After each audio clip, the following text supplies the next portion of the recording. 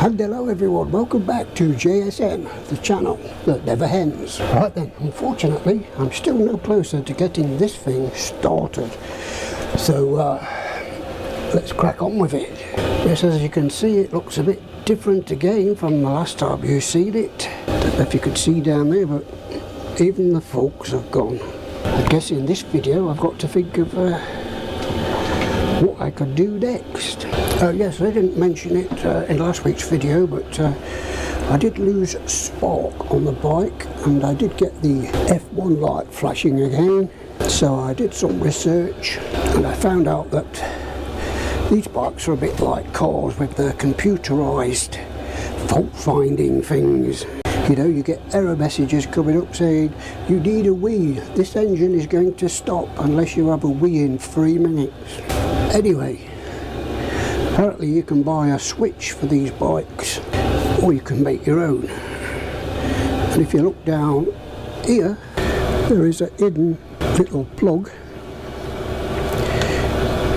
and you pull the cap off, and there is a black and white wire on one there, and then the other side there's a white wire, and you push your homemade wire into that terminal and that terminal to connect the two together. Then you switch the bike on and you get a code come up in there. And mine was a C32 code, which was injector, or did it say injector communication error or something, meaning that there was no power going to the injector. So I got the multimeter out. There's a red and yellow wire, or a yellow and red wire going from there. I did put my probe in there and then down here somewhere. I stuck a pin in it, put my probe on that, and there was a reading, you know, continuity. And then I went from there, but you've got to imagine that all this trunking was still on the wiring. All the wires were covered up. I just sort of bared the casing down here, and then I went, this wire that goes into the relay up here, so I put a pin in there as well, and I was getting nothing, no continuity whatsoever.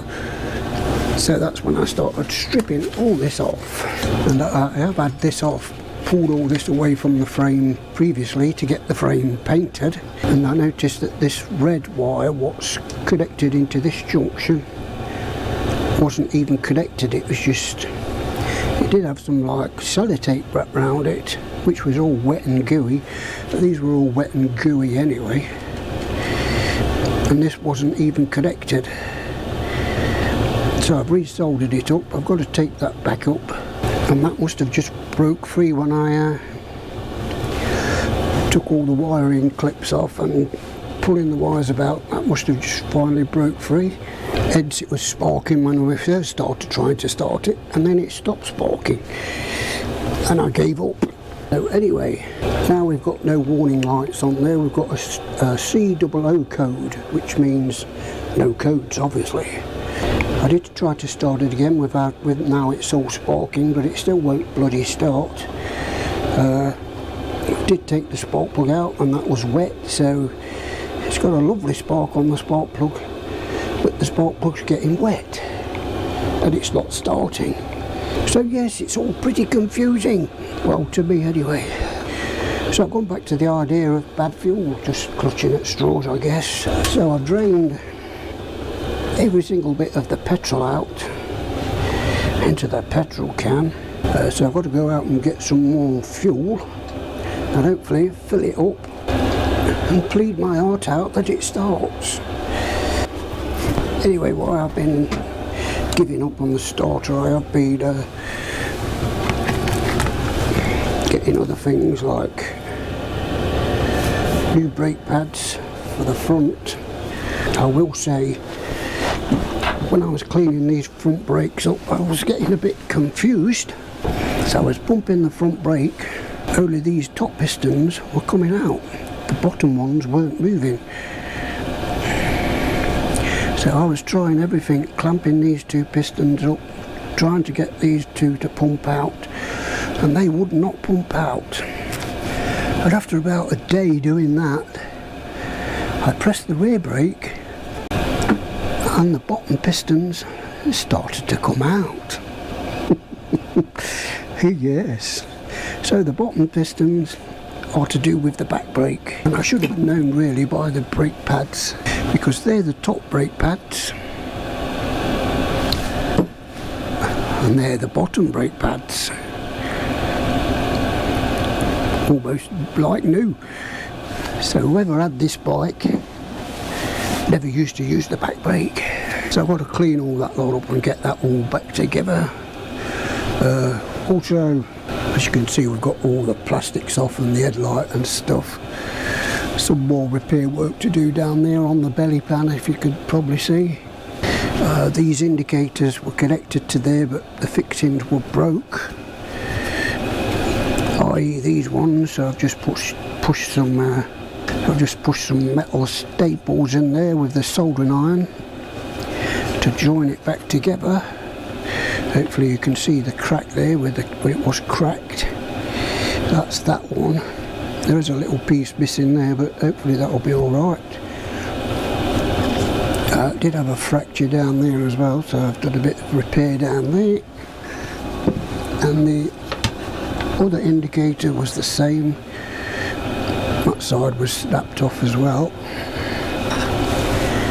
So I've done the same, put some metal rivets, not metal rivet, metal staples in there and pushed them in so they sink into the plastic, and covered it up best I can. But you won't see them anyway unless you take the bike apart, but now at least they're nice and strong. I've taken all this off, all the casing, that needs a good clean up. And apparently there's like a gearbox down here, a bit like the XJ. I think that's the top up. That's the top up plug, and that must be the drain plug. So we'll do that as well, get some oil and drain all that, clean all this up. The belt looks okay. So this is some clutch thing what I'm not used to, so we'll have to hopefully see if that's alright. And then there's the actuator or whatever it's called. I think before I start messing with that, I'll get it running and get it MOT'd so I can test ride it on the road. So anyway, let me go and get some fuel. Like I say, clutching at straws, but hopefully it's just bad fuel. Oh, I haven't got a clue what it can be, apart from compression's too low. But it did blow my finger back when I covered the spark plug hole. The injector is definitely spurting fuel out, because I did take it all out, and this time I did plug it in with the plug, pressed the ignition, and it was shooting out the bottom. You know, a nice fine mist. But it's got to be working because the spark plug was wet with fuel. So anyway, let me go get some fuel and I'll try and start it again. Yes, as you can see, it looks a bit different again from the last time you've seen it. Don't know if you could see down there, but even the forks have gone.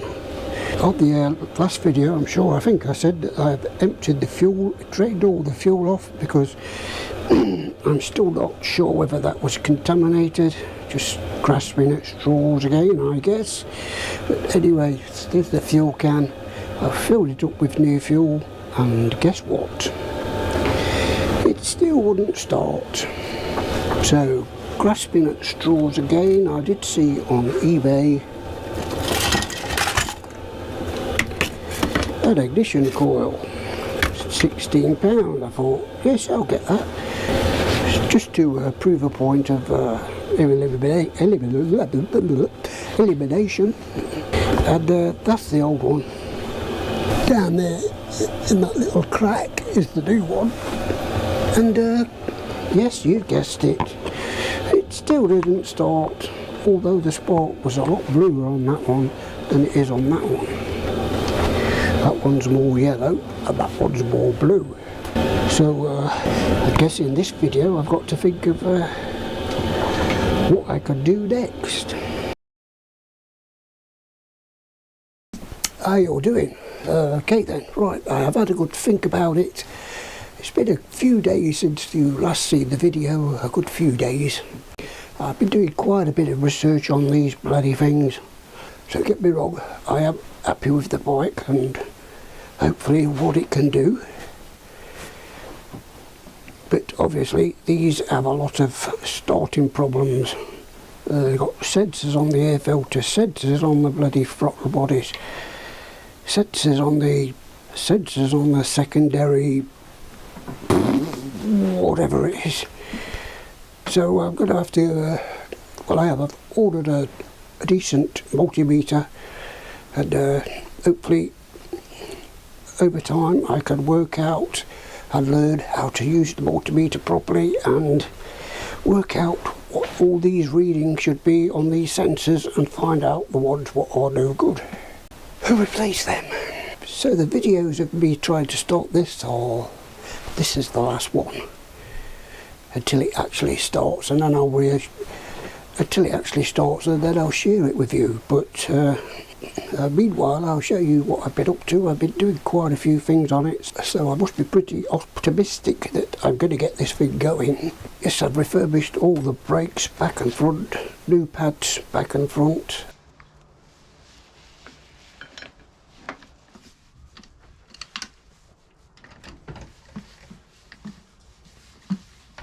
I have refurbished the forks, new fork oil, new fork seals.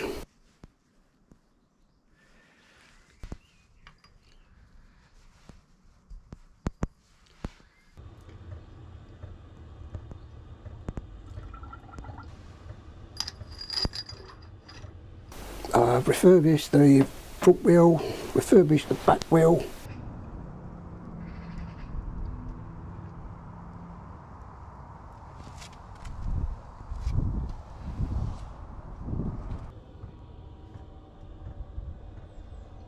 And I have tidied the engine up a bit with a bit of spray with, well, the parts that you can actually see.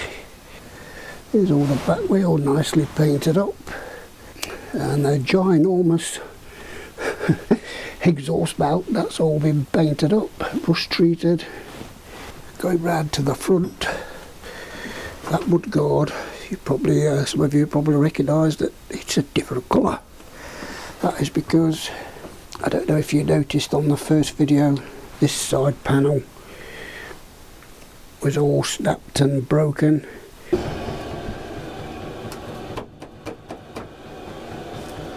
So I've got one of those, but for 35 quid I got that side, I got this side, and I got the bit that goes all the way round the back, and I got the rear light as well for £35, and they are in that gunmetal black colour. So hence that is why I've painted that gunmetal black, grey, whatever you want to call it. The forks, they've all been done. New seals, and the front wheel's been done. Yes, the back tyre has been replaced.